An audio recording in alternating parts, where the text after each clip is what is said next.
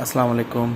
अच्छा, हे क्वेश्चन मां ग्रुप में मोकिलियो जंहिंमें चए थो union of odd and even numbers is, यानी कि यूनियन या जंहिंखे पाण मिलाप चवंदा आहियूं ऑड ऐं इवन नंबर्स। हाणे पहिरियों त असां ऑड ऐं इवन नंबर्स लिखी था वञूं, ठीकु आहे।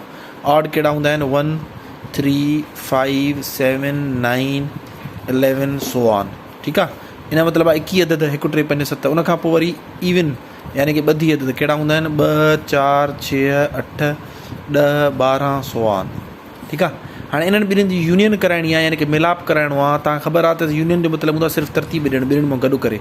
हिन मां 1 खणंदासीं, हिन मां 2 खणंदासीं, हिन मां 3 खणंदासीं, हितां 4 खणंदासीं, 5 6 7 8 9 10 सो ऑन पिया हलंदा। हाणे असां हिन ते गौर कंदासीं त हे दरअसल नेचुरल नंबर्स आहिनि। नेचुरल नंबर तव्हां पढ़ी आया आहियो जेके 1 खां शुरू थियनि। तक़रीबन 90% स्टूडेंट जेको आंसर मोकिलियो, रिप्लाई मोकिलियो, सही मोकिलियो।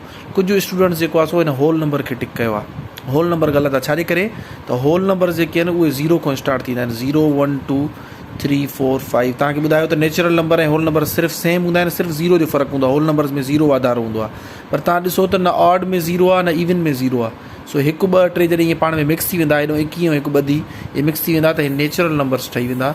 So correct answer is natural number. हाणे इन टाइप जी तव्हांखे ॾिसो नॉलेज हुई, तव्हांखे ऑड नंबर बि पढ़ियल हुया, इवन नंबर बि पढ़ियल हुया, whole numbers, natural number, prime number, पर उन जे बावजूदि कुझु स्टूडेंट जेको आहे सो ग़लति टिक कराईंदा आहिनि। छाजे करे जो उहो क्वेश्चन जी नीड खे न सम्झी सघंदा आहिनि। सो बहितर हूंदो आहे माइंड में करण जे खां बहितर हूंदो आहे तव्हांखे मां बार बार चवंदो आहे मैथ तव्हां पेज ते हल कयो, तव्हांजो मसइलो हल थी वेंदो। तव्हां सिंपली ऑड ऐं इवन लिखी हुन जो यूनियन करायो आहे न, ऑटोमेटिक तव्हांजा हे नंबर ठहनि ऐं तव्हां ॾिसो आहे हिन में 0 न आहे, तव्हांखे पाण ई सम्झ में अची वञे हा त हे नेचुरल नंबर आहिनि, होल नंबर न आहिनि। बहरहाल 90% स्टूडेंट सही कयो आहे इहो। Well done, thank you so much.